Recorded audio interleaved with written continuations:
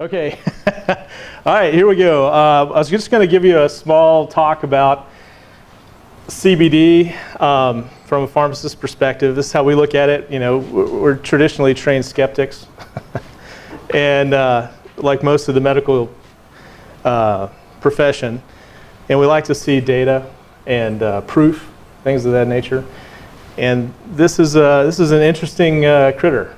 It's one of the most interesting drugs I've seen in my career. And next time it comes around, I'm going to click on it and see if we move. All right, well, let's see how this goes. All right, so CBD oil, otherwise we use the CBD because most people can't pronounce cannabidiol, and it just makes the life a lot easier. Is it pot? No, it's not. Sorry. It's not legal here yet.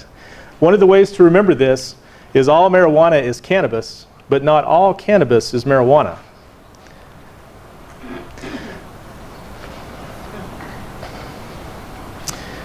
So I'm not sure what's happening with the screen here, but on the left and the right, the left side of that image is hemp, and on the right side is marijuana. So the plants are slightly different in look, just so you know that there's a difference between the two, even though they're both part of the cannabis sativa plant.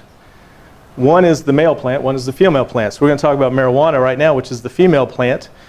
The active ingredient, the main active ingredient, is THC, or tetrahydrocannabinol. I'm sorry, cannabinol, and otherwise known as THC. This has the psychoactive elements that are always in controversy in some states, and is currently illegal in Tennessee. I say currently. I apologize for this bizarre behavior of the technology here, but the hemp plant, so we're on this side, is the male plant, and its active ingredient is CBD. Both have each, you want to try? Sorry to interrupt you. That's okay. What you got? Would you want to see if we can put your presentation on jump drive and run it from this computer? Yeah, go for it. If you know how to, I don't. Take just a few minutes. Okay. Sorry folks for the interruption. I'll say he's going to try to move it from one to the other. So I'll just talk, and then if you have any questions, just holler. So the CBD, both plants have both components. Obviously the marijuana plant, the female plant, has more THC and a little bit of CBD. And then the hemp plant has more CBD and a little bit of THC. Now, the farm bill that was passed, and we'll talk about this if we get there, allows CBD to be extracted from hemp, specifically the flowering part of the hemp. And that's where the CBD that we have and that we're used to, or whatever is used, we're working with. Now, there are components out there that are extracting CBD from marijuana. Of course, that's the legal issue. You can still get it from there, but you need to be in Colorado or California or one of those states that allows that. With that said, that's the first separation we need to make as far as understanding what's going on, because I've got a vast majority of my patients are above 65. And they come in and they think that they're getting dope. And it's like, no, it's not. But you can understand it's been illegal for a long, long time, and so we just sort of assume that this is one and the same. So we go through and explain it to them, it's not. But when we get to the hemp component, we have to break it down one more time. Sorry, it's hot, but if I'm sweating up here, bear with me. So when you take hemp and you break it down, you can extract parts from the seeds and you can extract parts from the flower. If you extract it from the seed, you get hemp oil extract. And this is where a lot of confusion is out there on the internet and in places where you're purchasing things. Hemp oil extract is not CBD extract. CBD extract comes from the flower, the flowering parts of the plant, not the seeds. And this is where a lot of distinction has to be made when you're looking at these products and saying, I want to buy one. The best thing to do is flip it over and read the nutrition label, see what it says. It needs to say cannabidiol on it, or CBD, and it needs to give you a number so you know it's in there, not just speculative. Because hemp oil is good for you. It's kind of like fish oil. It's got lots of fats. It's good for the metabolism. It's a healthy thing to take. But its concentration of CBD is very low. And so you're not really getting the medicinal benefits of CBD when you take hemp oil. So it's better than nothing, health-wise. But if you're looking for medicinal value, then you want to find something that's actually CBD and gives you a number that you can track. So it's like 10 milligrams per mil, 20 milligrams per mil. So that's the easy way to describe it in a nutshell. How's it going? Working on it. Where to go from here? Let's talk about what's next on my list. Y'all have it? Yeah. Which one? Deaths related to tobacco. Oh yeah. So I was just gonna focus. I'll borrow yours real quick. I thought about taking one, but I thought, well, what if we run out? I have an extra. You got extra? I got one for her and she got her own. Excellent. Thank you. This way you guys take notes. We can wing it. I will require these, though. Alrighty, where were we? So, we're going to talk about safety factors. Now, this data came from WHO, World Health Organization. And simply put, tobacco results in approximately 6 million deaths a year. Alcohol relates to 3.3 million deaths a year. This is worldwide. Didn't have worldwide data on prescription drugs, but approximately 40,000 deaths a year in the United States with drug mishaps. And that's prescription drugs. So the data we have certainly on CBD-related deaths is 0. And that's why I wanted to make that comparison, because people are like, ooh, it's bad. Yes and no. We'll get to the bad part, if there is a bad part. There are some drug interactions that I want to discuss with you, and it's easier when we get to that section. Once we get it up on the screen, you can see what we're talking about. Now, the World Health Organization, if we can read this really close, they had some interesting comments to say in regards to CBD, which it says, if I can read it myself here, safe and well tolerated. Thank you. Safe and well tolerated in humans, yes. And not associated with negative public health. Thank you. And yeah, I'll need to get some better glasses. Okay. All right, guys. So you guys are giving a lecture better than I am. My point being is this is a worldwide organization that's come out and says, hey, we're okay with this. This seems to be working. It seems to be safe and effective. Or safe. Effective is still up in the air because of the studies. You take a product like this that's been illegal for many years. I mean, I think Tennessee just allowed it in 2014, if I remember correctly. So there's not a lot of studies in great detail because you've got basically professional people that are perfectly qualified to do this won't do studies because they'd be jeopardizing their career. So now that it's legalized, we expect more and more studies addressing certain kinds of disease states so we can get a little bit more quantitative data. So the way it passes through the system, there's different ways to actually dose it. You can swallow it, you can rub it on, sublingual dosing is one of the best ways. You can vape it. Pretty much any way you can think about getting it in, you can. We pretty much stick to the oral capsules and the sublinguals and the chews. I haven't gone to the vape thing yet. I've been asked by some child psychiatrists to carry it. And I said, well, I was a little concerned because I was trying to avoid the head shop feel. And I was trying to keep this professional. And he said, well, the problem is a lot of their patients are self-medicating with marijuana. And he felt like if we could just switch them to a CBD vape, then that would be a little bit safer for them. So we're right now vetting out companies to see which one's going to be the one that we would promote there. So, but that's an effective way to get CBD in as well. Lots of surface area in the lungs, good way to absorb it. The difference between the oral versus the sublingual is the oral has to go into the stomach and go through what we call first pass effect, or phase 1 detoxification in the liver. So it goes in the stomach, gets broken down, gets into the bloodstream, goes through the liver, breaks it down. And so you get a smaller number than you actually swallowed. So you swallow 15, maybe you end up with 10.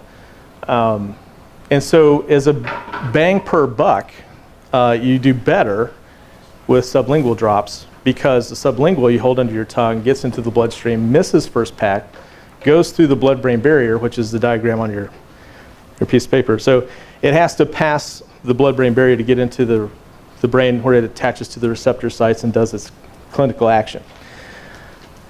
So between the two, I generally sell more sublingual drops than I do capsules. I personally take the capsules just because they're easier. But I'm also doing this preventative, and I'm not necessarily trying to solve a disease state and control dosing.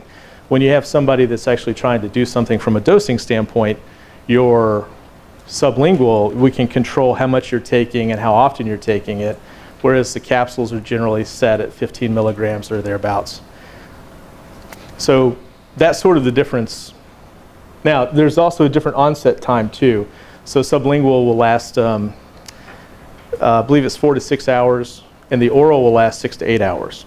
So you have a different time. So you'll see some dosing on sublinguals be up to 3 times a day, sometimes 4 times a day, just depending on what you're trying to cover. But a lot of people do fine with once a day. So it just depends on what your ailment is and how much it takes to actually control it. Yes? If you do the oral, like the gummies, I've been doing the sublingual under my tongue. Fantastic result. But I was thinking about the gummies just so I could take them more often. I got very broken, so it's really helping a lot. Yeah. Can I, so I got a 15 milligram gummy, can I just take 2 of those? Because there's no side effect as far as overdosing on them. So I'm going to lose some taking it orally. Can I double the dose and take 30 and then just try and get 20 in my cardio? Yeah, you could do that. Did y'all hear his question? Can y'all hear him? Yes? Okay, I'll just make sure. No. Okay, so he does the sublingual, and he wants to know if he can do the gummies and then just double up the gummies. So one of the ways to do the gummies is actually treat them as a sublingual. So when you suck on them, just put them on your tongue. It's a little bit half and half. I mean, you'll get some sublingual dosing, and then you'll chew it up because it tastes good, and you'll swallow it down. So it's still an effective way to dose it, and yeah, you can double up on that. I think the side effects are really mild as far as overdose goes, diarrhea or something like that. So it's I've had no side effect. I'm insignificant. milligrams twice a day, so. Yeah. And it just helped me immensely. But I didn't know if I went to the gummies just for convenience, so I can keep a couple in my pocket, just Right. drop them in when I. Yeah, you absolutely can. You can use it anytime you want to. There's no upper limit necessarily, and there's no lower limit. However, typical Americans, he was asking about how much he could take, and typical Americans think the more the better. This is an odd one, though. This is I'll get you in just a second. You've heard of opioid tolerance, right? So if you're taking pain meds, you take the drugs, and then over time you need more pain med and more pain med to have the same coverage. This doesn't work the same way. This is naturally occurring, so what happens is over time and a dose-related accumulation, you need less over time. This is very unusual in our world. That's why I was wondering with the metabolism and the excretion, if you do tend to accumulate some, and if you take it regularly, if your levels wouldn't be more constant. Yeah, your levels would be more constant, and you would need less to achieve. She was just asking about the metabolism.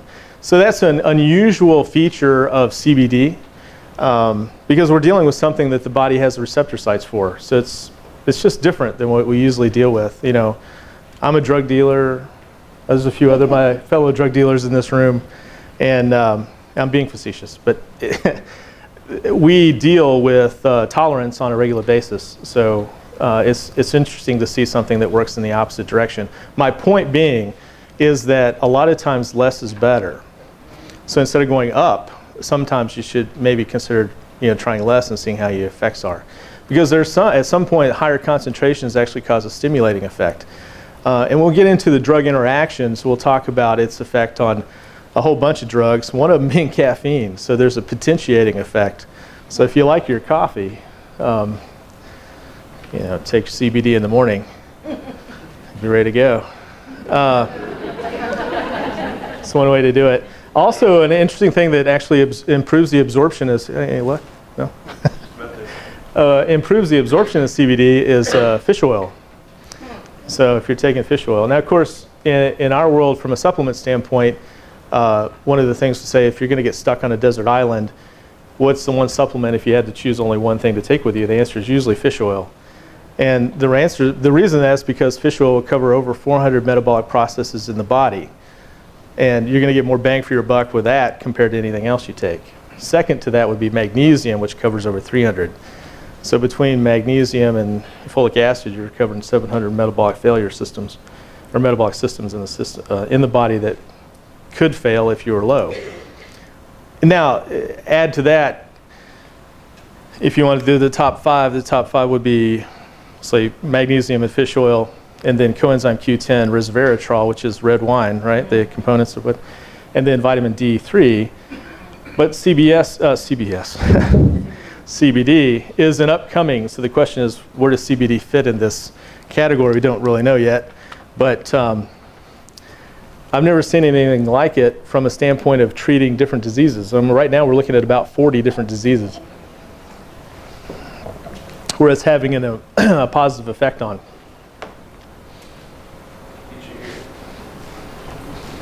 That'll work.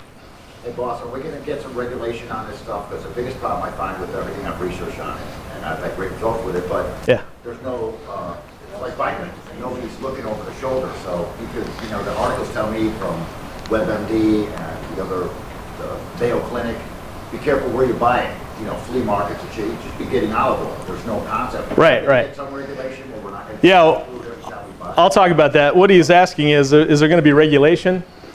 Because it's a lot like the Wild West, and the answer is yes. We hear tale of regulations coming.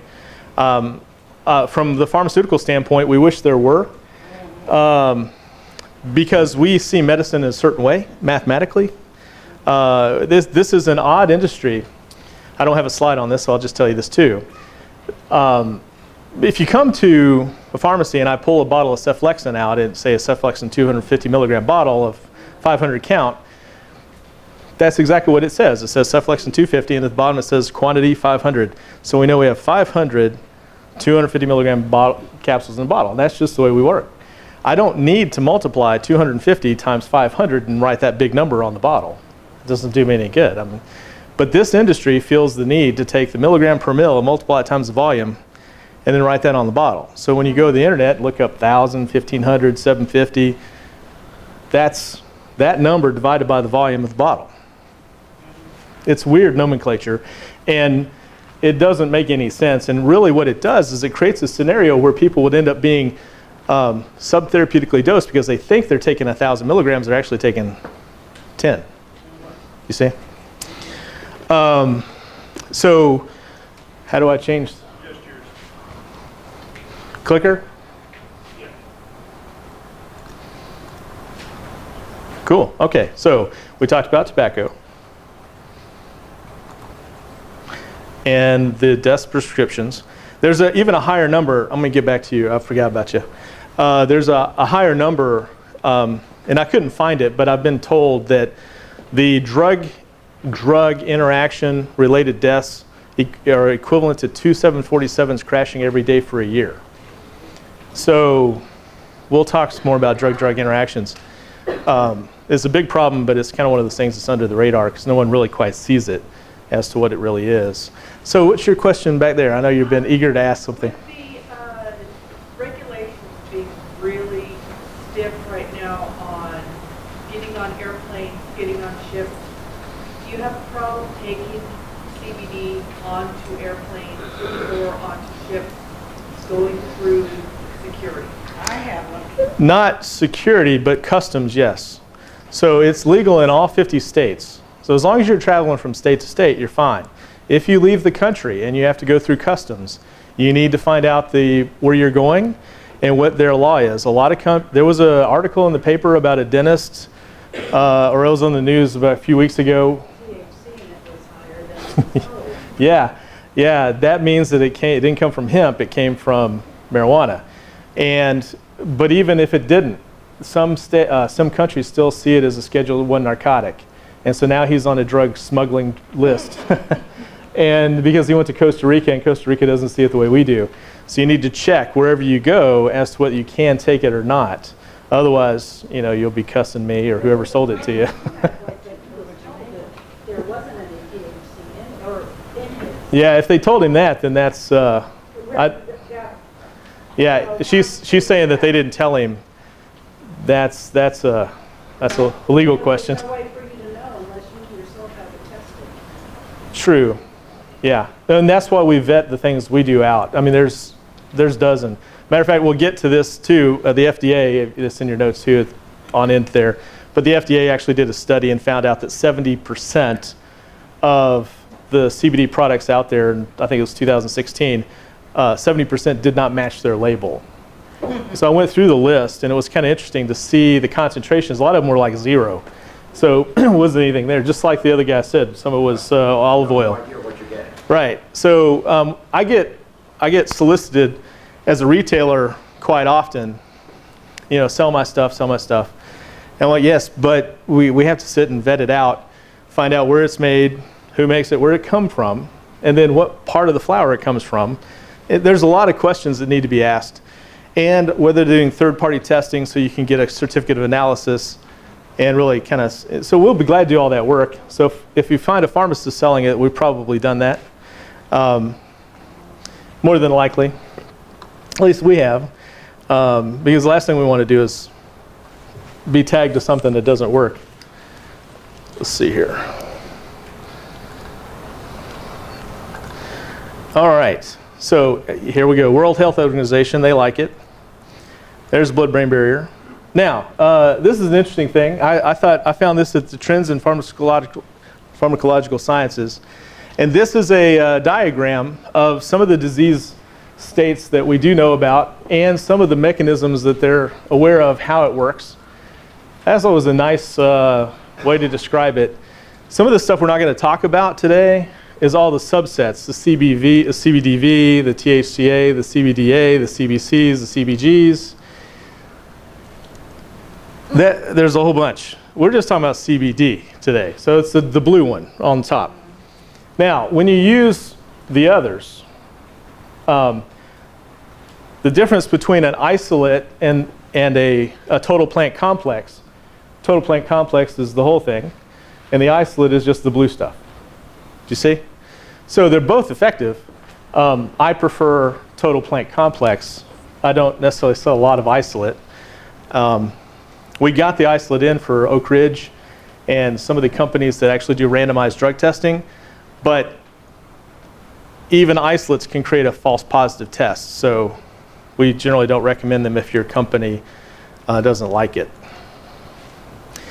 We encourage people to go talk to their human resources and get permission in writing before they start taking medicine, just because if you're going to get fired over having THC on a randomized drug test,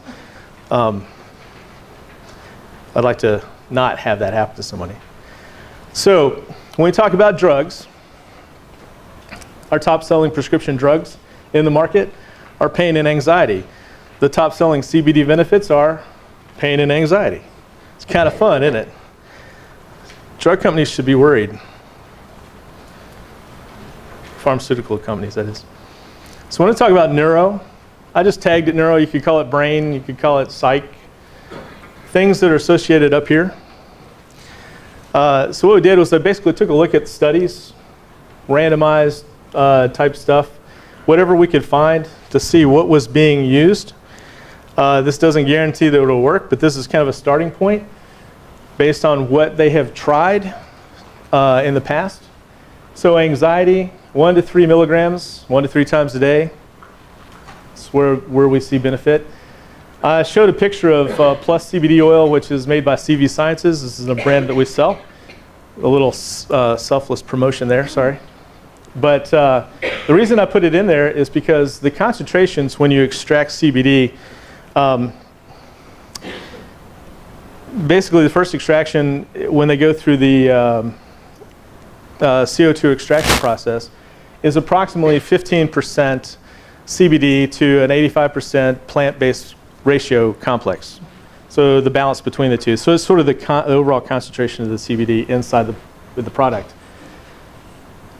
There's a yellow version. They've color-coded their stuff. There's yellow, and it's a higher strength. So it's a 25 to 75% ratio.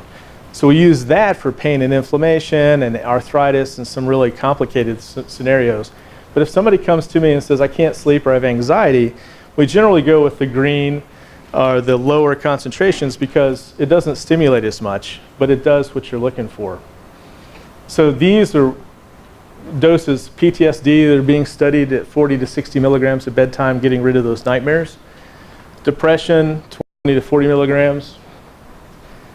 And insomnia, 40 to 160. So a huge variation in patient base. Yes? Where do these dosing recommendations come from? Oh, I dug them off PubMed, everywhere I could. I didn't go in and put all of them down, but I'll try that for next time. I was just trying to get some numbers up because the first time I did this, I didn't have any numbers. People were like, how much do I take? I was like, okay, let me give you some starting room. And but if I was lecturing a bunch of pharmacists, I'd put all those data up there. Yes? So are the ones from PubMed from studies? Yeah, I dug a lot from PubMed, but I've got tons of articles that we pulled for as well. What the PubMed is or are studies? Yeah. PubMed is a place you can go to. It's part of the library medicine or something. Index with a database of research. Yes. Yeah, so what you do is you just go in there and say, I want to know, I just cross-reference CBD with, say, somebody wanted to know about bladder cancer the other day, so I did cross-reference CBD versus bladder cancer, and it gave me all the studies that sort of use those taglines. And we could sort of get an idea of if what's been done. Not much has been done there, but if you're curious. So here's some more neuro. This is seizures. Seizures is what we have right now as far as FDA approval.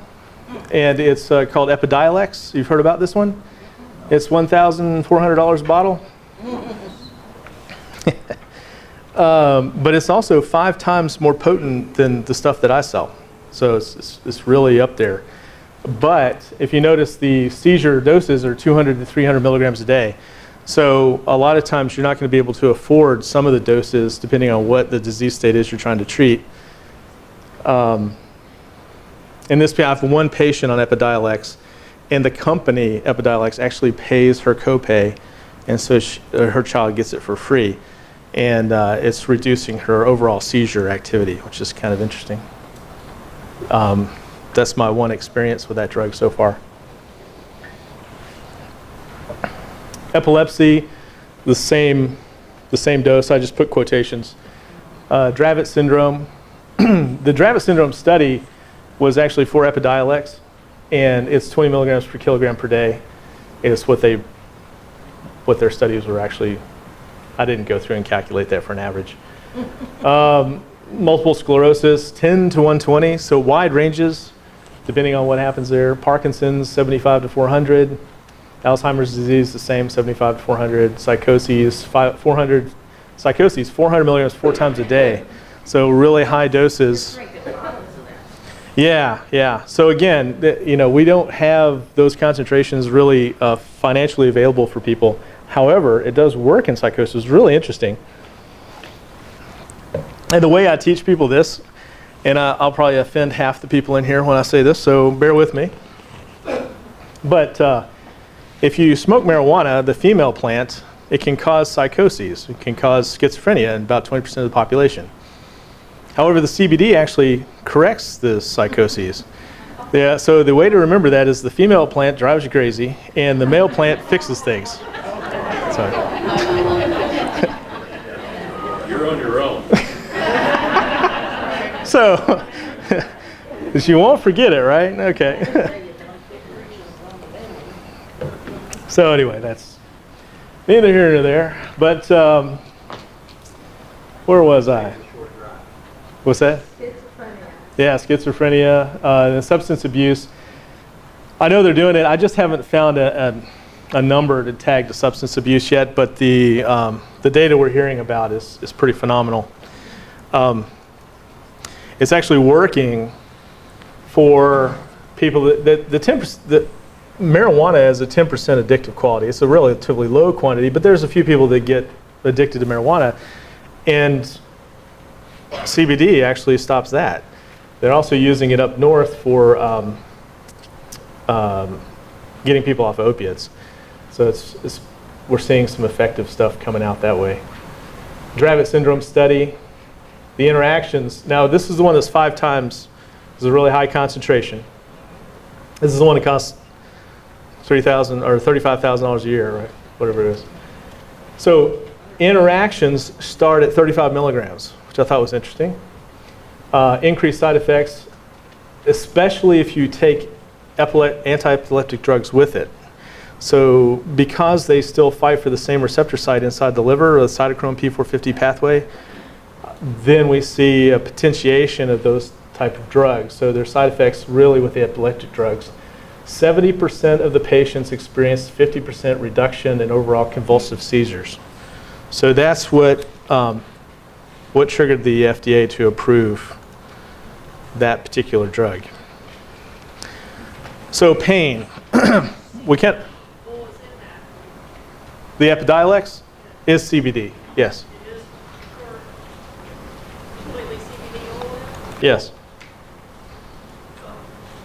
Oops, Is there, I was trying to go backwards. is there anything that will keep the pharmaceutical companies from backing up the process like they've done everything else? Well, I mean, that one's $1,400 a bottle, so what do you think? Regular, other CBD oils. If drug companies have anything to do with it, they'll jack it through the roof, yeah. And I'm not being facetious. They're greedy as hell, and I'll stop right there because I want to keep it positive. But yeah, we've seen when you take insulin that people need and you raise the price beyond reason, you know, hey, can I get an amen from the pharmacist in here? Okay. It's not because we need the money, that's for sure. We need money, but not at the expense of patient health. Yes, question? Would you please repeat the chances of schizophrenia and marijuana, the association?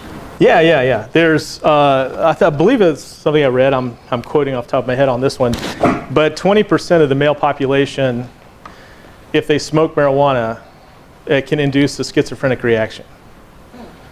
So one of the arguments for regulating medical marijuana in Tennessee is to use DNA testing before you have the ability to actually have it prescribed. Don't know if that'll get passed or not, but that logic dictates that would be a good thing to do, because if you just came to me and says, I think I would benefit from it, or maybe I have anxiety and I want to smoke marijuana, I want to talk about CBD. I'll just go off on this marijuana tangent for a second. If we give it to him and it creates schizophrenia, we haven't done the patient any good. But the only way to know that is to look at those SNPs and find out if he has predisposition for that. So that's a whole nother political angle. But CBD can fix that. So that's the good thing.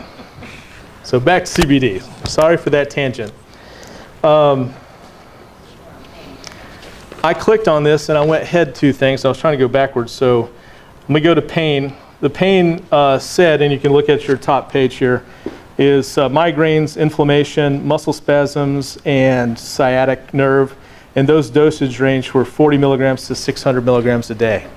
Now that can be divided doses, just depends on how you're using it. The way we dose it, the way we recommend most of our patients, just depending on the situation, is to start low and go slow, which is a traditional method of doing medicine. And so we generally start with about a quarter dose, depending on what concentration we're using, and then we dose that for 3 nights in a row, and then we go to twice a day dosing for 3 days, and then we go to 3 times a day dosing, and we work our way up. In general, if you will do that, and you'll have the patient take the time for the first week or so to slowly dose to find out where they need to go. Because I could start you out on a high dose, but think about it, this stuff is not the cheapest stuff on the planet.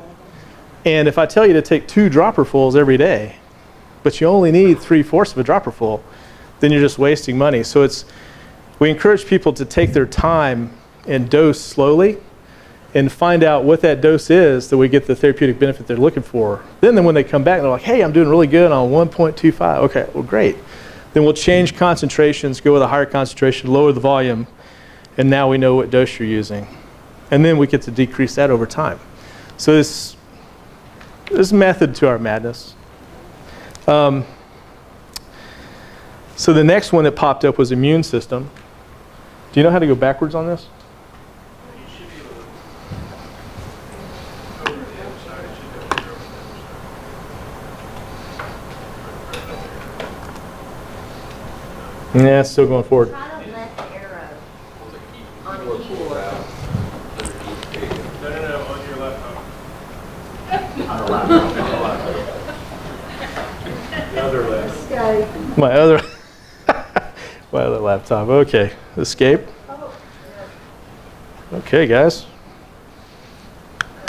Let's hit play. And let's go backwards. Okay, awesome. So that was pain. Yay, thank you guys. All right, so migraines, inflammation, muscle spasms, and sciatic, 40 to 600 milligrams a day, give or take. So these are some of the ranges that we're finding. Immune system. As we get into cancer, there's specific CBD what's the right word? Yes, thank you. Certain CBDs are effective for cancer. So some of the studies that have been done are the anti-tumor activity, and their studies were 100 milligrams per kilogram per day, and they were getting a reduction of 60% of the tumor size. That was an interesting study. Breast, 700 milligrams a day. Prostate, I couldn't find any numbers. Brain, I couldn't find any numbers, even though they claim that there's stuff out there, I just hadn't run across it yet. Colon, 1 to 5 milligrams per kilogram per day. It was specifically decreasing polyps. And lung was 5 milligrams per kilogram every 3 days, which is interesting method. Why they chose to do that, I don't know. Diabetes, metabolic syndrome, acne, sugar control, these are all kind of tied together. It reduces the damage of by enhancing mitochondrial bioenergetics and shifting glucose metabolism into the pentose phosphate pathway. Sorry for all the jargon, guys. 100 milligrams twice a day. Now, I haven't seen anything that's solid on that one. So it's not like we're putting people on that specifically for diabetes. We just mentioned that, and we're asking for feedback from our patients right now because we've been doing this for about a year. And most people, no one's come to me and say, I got diabetes, I want to use CBD. They come in and say, I got all these other problems. Oh, I happen to be a diabetic. And so, okay, well, what we're going to watch for is excessive blood glucose alteration. So if you're keeping control, are we going to see better control? Do you need less insulin? Do you need less pills? That kind of thing. So we're just sort of watching that from we're observing that on our own patient base. Heart, circulatory, using for stroke, heart attack, blood pressure, increase circulatory system in the blood. That's 600 milligrams a day. Is that preventive? No, post-stroke. Yeah. They're using that to, I assume you could use it preventative, but I haven't seen any data specific for that. Not a lot of term studies like, let's give it to them and then see if they stroke out. No. No, we could get that effect from some other medicines. Let's see what we got here. Not sure why I did that. Okay, drug-drug interactions. Little cute cartoon there. All right, I mentioned earlier the cytochrome P450 enzyme pathway system, and those are just some of the fancy letters that are associated with it. What's your question? You had said that over time you can increase the dose because it builds up in your body. Mm-hmm. At what rate and when you start reducing dose? I don't know that answer yet. We're still learning as we go. So as soon as I figure that out, I'll let you know.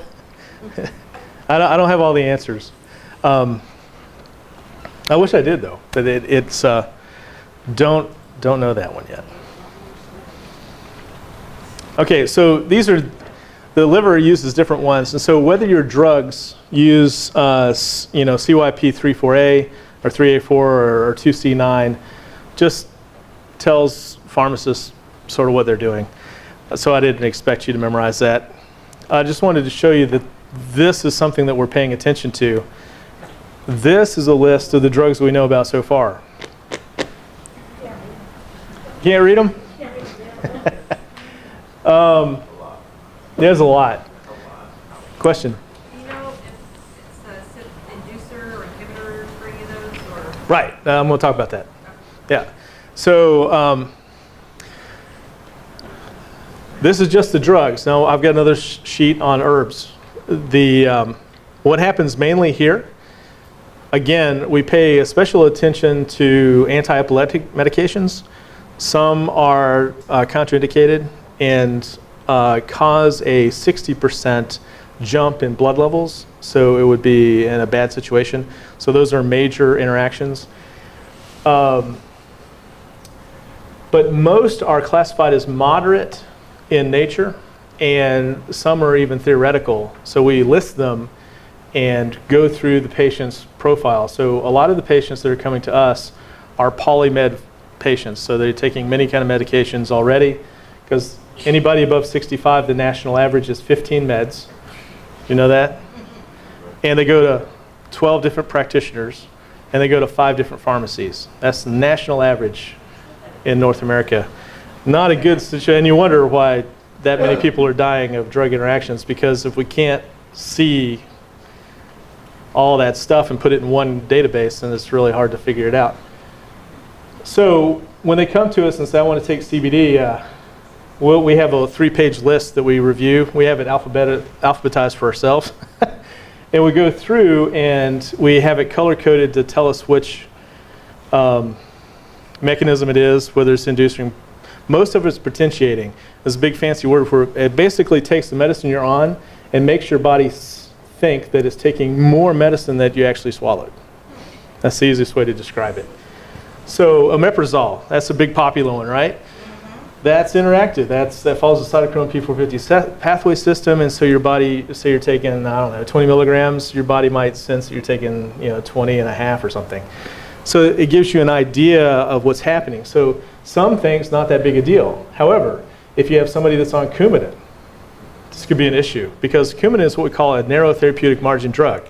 So if I'm going to throw a dart to here to that back wall, and I got to hit that hole about that big, that's narrow therapeutic margin. So it doesn't take much to move the trajectory either way. So if you've got somebody that's using antiplatelet medications such as aspirin, Eliquis, and some of those things, we need to pay attention to what could happen if they started using CBD.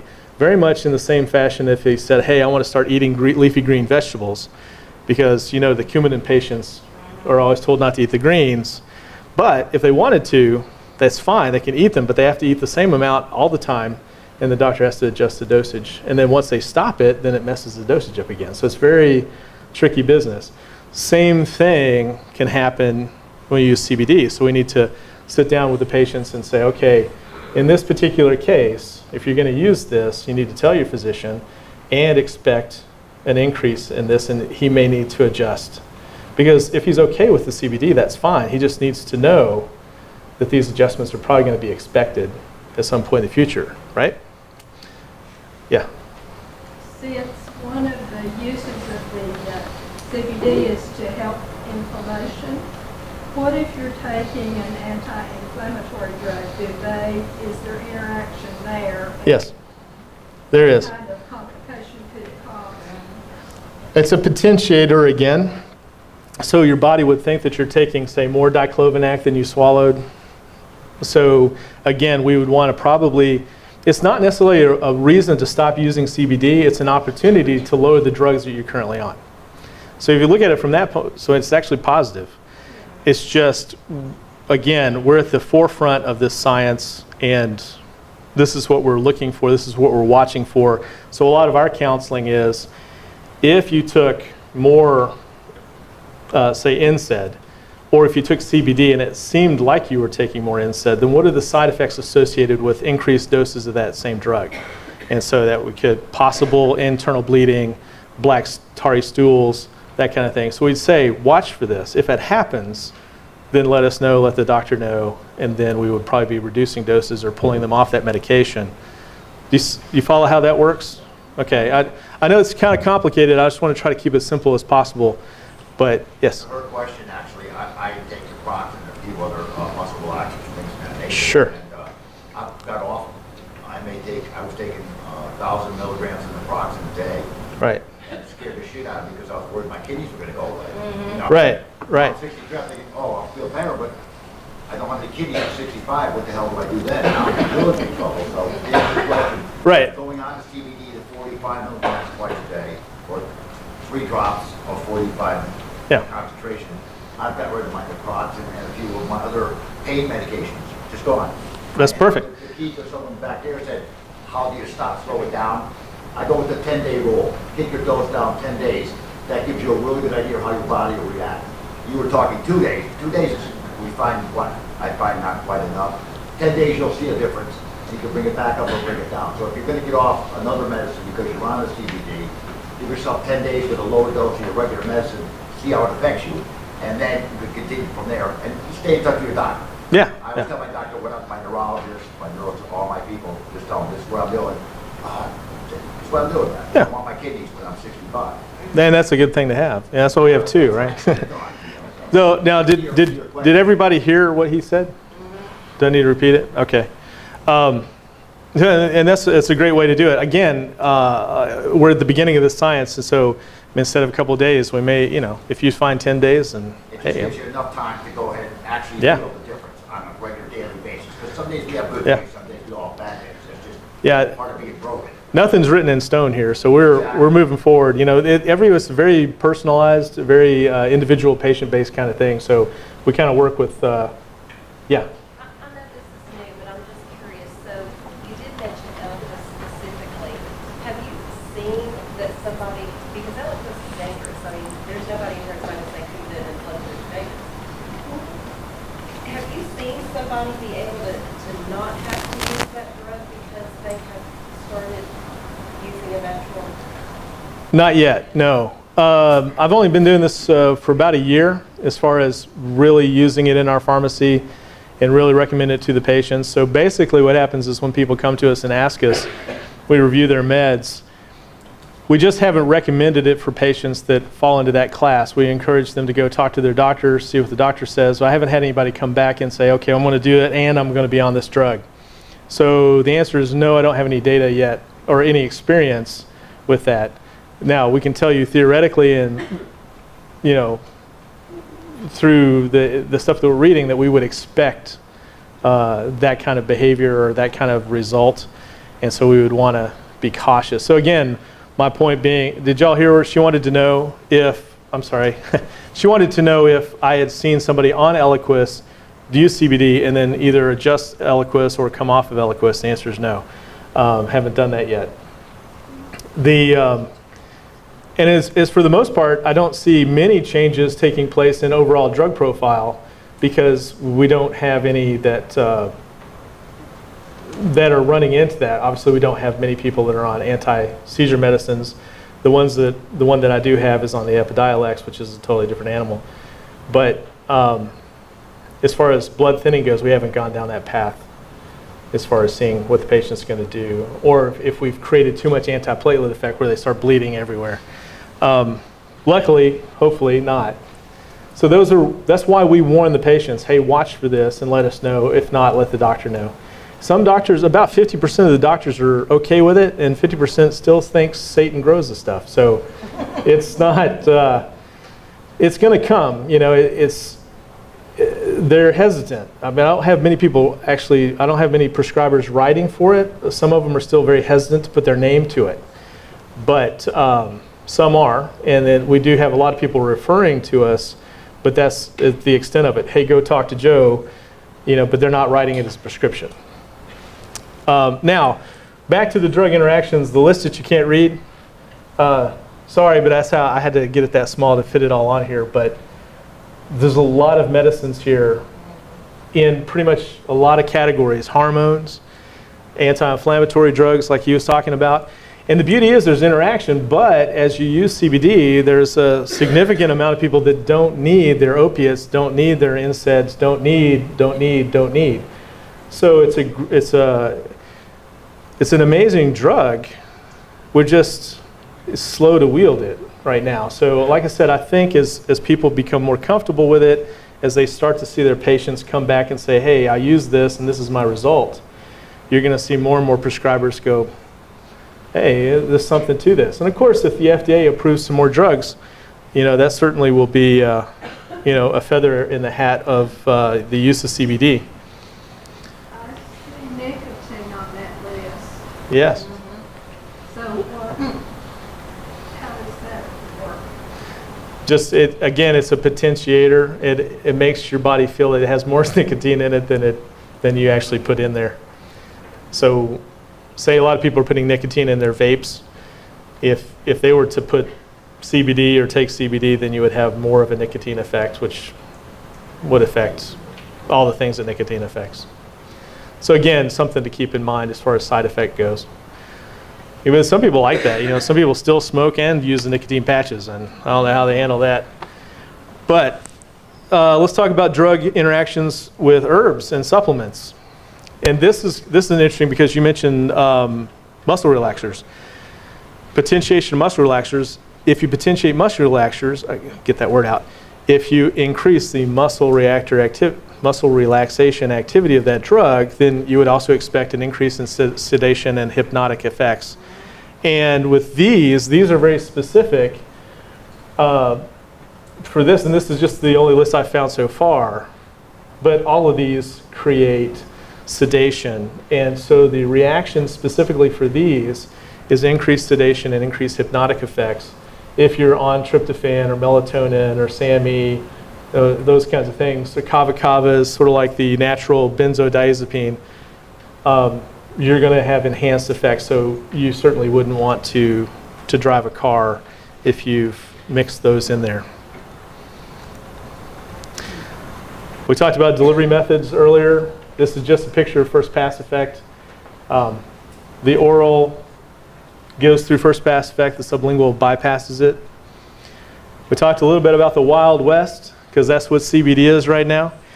And I always compare it to old snake oil. You see the cowboy movies and the snake oil salesman, and they're like, it cures everything from skin cancer to sunburn, right? Except it didn't work. This stuff cures everything from skin cancer to sunburn, and it works. Now, I'm exaggerating. I don't have any studies on sunburn. But JAMA did a study and found that 70% of CBD products did not match the label. I quoted that wrong. I said that about the FDA. So it was JAMA. It says 70% of CBD products did not match the label. So that's why I say it's Wild West. Everybody's making it. Some are in different garages. And that was a little study reference there. So we're going to talk about what to look for. So this is the back of one of the bottles. A lot of people bring them to me and say, hey, this is what I was using. And so I take pictures of it because I don't want to go buy them all the shelf. There's a lot of them out there. But if you look closely, it says there's an isolate of CBD in here,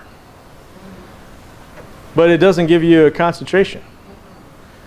So yeah, well, there would be some of that in there if you think about it, because it would be hemp oil. So there's some percentage of there, but if they can't break it down, if it was me and I was selling CBD, I can guarantee you I'm going to print it on there. So this is the kind of thing you're going to look for compared to this one. Hopefully you can read that. So if we look here, it's going to say hemp oil because it comes from hemp oil, and it's going to give you 13 milligrams of hemp oil. But what you really want to look for is the cannabidiol CBD, 3 milligrams. So there's lots of numbers. Just because hemp oil tells you they got 13 milligrams doesn't mean that it's actually 13 milligrams of cannabidiol. So that's the active you're looking for. So you want to find something that actually tells you what you're using. 91%, sorry, I did quote that wrong. The FDA did a little study and 91% of the products tested did not match the label in 2016. That's why I said it was a Wild West. Let's talk a little bit about legal. Passed in 2014 under the Farm Bill. Hemp grown according to this does not fall under DEA jurisdiction. For all you pharmacists out there, don't sweat. When I first started this a year ago, I was sweating bullets. Because the DEA still says that they think it's a Schedule I narcotic. But the other side, the left hand of the government says it's not. The DEA says it is. Who's right? Well, they carry guns, so we usually listen to them. But this is at the time, this was the director of the DEA, Chuck Rosenberg. And he confirmed publicly in front of a congressional hearing on April 6, 2017. And basically he said, yeah, we understand that it's under hemp, it's under the Farm Bill, and we're not going to mess around with it. So what really took place was the fact that the DEA did go through and arrest some people in Florida and confiscate some things off the shelf. And they did the same thing in Ohio. And then the lawsuit started. And what happened was the DEA actually started losing the lawsuits. And so the government, I forget which arm it was, they come out and they said, look, you can't do that. It's part of the Farm Bill. And they're like, no, it's still a Schedule I. It's feds versus state. And they said, look, that's fine, but we're just going to cut funding for anything associated with hemp-derived CBD enforcement. So basically, they cut the funding to the DEA to enforce anything that comes from hemp. So that's sort of how that panned out. I don't know if y'all knew that or not. So anyway, CBD manufactured outside Section 7606 protocols is illegal. So when they pass this, you can't do it any other way. So it has to be extracted from hemp, not marijuana. It has to fall under these protocols. It has to be the flower. It can't be anything else. So they've got some really strict guidelines. One of the interesting things, and I'll hit that here in a second, is the requirements for distribution partnership. The companies that make it have to be in partnership with either a state agricultural organization of the state, so say like Tennessee Agricultural Department, or in partnership with a university. That's mandatory, one or the other. You cannot be doing this and not have some sort of agreement with one of these two entities. Otherwise, it's not legal. The concentration has to be less than 0.3 and can only be extracted from the flower of the hemp plant. So again, some of the stuff that we use, this is just a side shot of the 600 milligram. And I told you about the nomenclature where they take the milligram. This is 20 milligram per mil, multiplied times a 30 ml bottle, you get the word 600. That's what this industry does. So you can see 600 divided by 30 is 20, so that's how you tell the concentration of the CBD.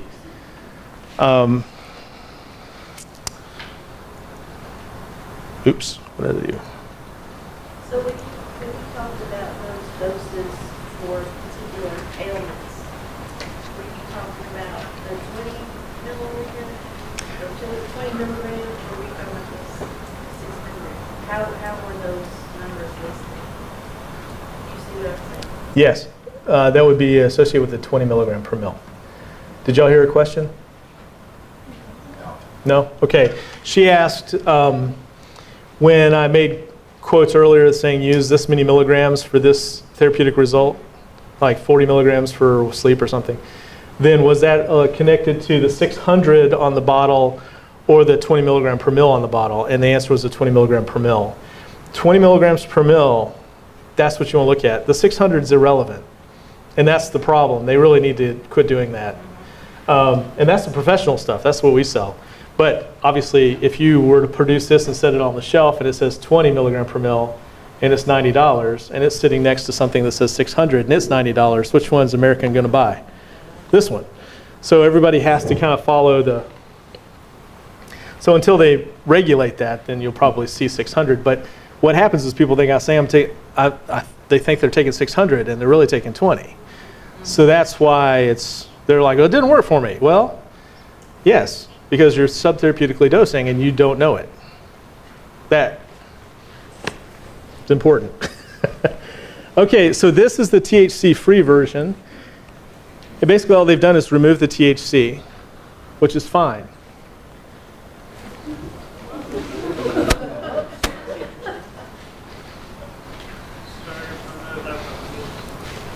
Okay.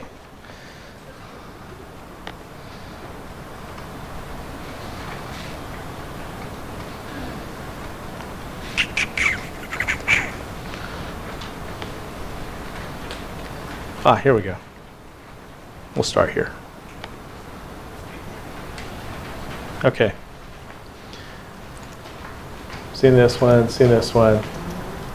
Okay, so it's been removed, and we have it for people like Oak Ridge and LCUB, things like that, but still, there's no guarantees that wouldn't cause a false positive test result. It'll make it look like you've been smoking marijuana. That's the problem we have right now. The NIH actually produced something in 2012 suggesting all these industries need to correct or adjust their protocols for testing, knowing that people are going to have access to CBD, but the government still sees it as a Schedule I narcotic. So if you work at Oak Ridge, then you're automatically fired if you come up with a positive. So we don't even recommend this one for those guys. Some people prefer THC-free, that's fine. I don't think it works as well. Remember the diagram I showed you? So there's synergism between the plant-based product and the isolate. So you have the isolate, say CBD, but then you have the plant, which is the rest of the stuff you saw in that diagram. So obviously there's synergism. And there's a study that was done years ago, and it was on spinach for all things. So if you have macular degeneration, so you're fine, and then you get diagnosed with macular degeneration, you go blind here, right? From diagnosis to blindness. So the way to treat it is to use product that has lutein in it. And so if you take lutein supplements, then you don't go blind here, you go blind here, right? So they said, okay, what happens if people eat raw spinach once a week, and they found out the people that did that go blind 33% further down the way. And I'm like, well, why is that? Well, we don't know. But they speculate that there's synergism between the plant enzymes inside the plant leaves. Here we are extracting lutein, using it basically as an isolate, and saying, because that's how drug guys think, right? Which is the drug, right?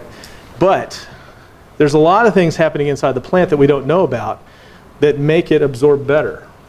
Same thing happening here. That's why I lean towards the total plant complex as opposed to an isolate. It's personal preference. Isolate or total plant? What's that? See that on the bottom when we're buying it, or say total plant or isolate? Yes. Oh, it will? Yeah, it usually should. Should tell you the difference. For total plant? Yeah, total plant complex, usually what they refer to it as. Okay, so will I fail a drug test? Well, we already talked about that. Yes. We just tested one of our employees the other day, because I allow my employees to take this. I take it. Wife takes it. She's back here somewhere. And so we got the marijuana test in, and he did the old pee in a cup thing, and lo and behold, he was positive. So it does come out as a negative. I'm sorry, a positive result, which is negative in result. Possibly be corrected in the more exact testing. Yes, yeah, absolutely. I've been talking to people, and they say that there's a method for doing that where you would take 2 samples, send one place and send one other, and then you would confirm it. I don't know that protocol yet, so once I figure it out, I'll put it in the lecture, but I've heard, but I've also heard there was only one place in the entire state that can do it. So I don't know the answer yet on exactly how we would get by that testing. So anyway, let's get back to this one, how we fail it. Okay, so full spectrum, 0.3% THC. Yeah, that's probably going to come out as a positive on a test. Creates false positive during a urine drug screen. Now, How about the free THC? We just talked about it. The answer, yes, it is possible, even though it says THC is not in there. The companies that make it still say, well, we can't guarantee that it wouldn't do it. I haven't tested any of my employees on it because I don't have anybody isolate, but it would be an interesting experiment is to put somebody on it and then do the test. But again, I just feel better not recommending it to somebody. So a lot of our conversation is, do you work for somebody? Yes. You're a truck driver. Okay, go talk to your HR guy, get permission, and then go from there. How long is it in the body? The half-life is 9 to 32 hours. So you need about a week to get it out of the system if you know you're going to get tested. Okay, conclusions. And this is just sort of random. Pharmacists should counsel and assist in drug interactions and medication management. We need more uninhibited research to be done. Medical cannabinoids have a place in healthcare, I think. CBD may be an effective alternative for many patients.